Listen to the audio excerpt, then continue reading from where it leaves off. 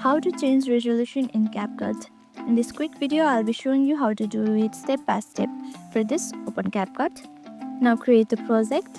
Now once you create the project, all you have to do is tap on here. Here you can see the resolution. Just slide it like this to change the resolution. If you want to keep the resolution to 720, just slide it like this. If you want to keep it to 4K, slide it over here. You can also change this frame rate like this from here to here.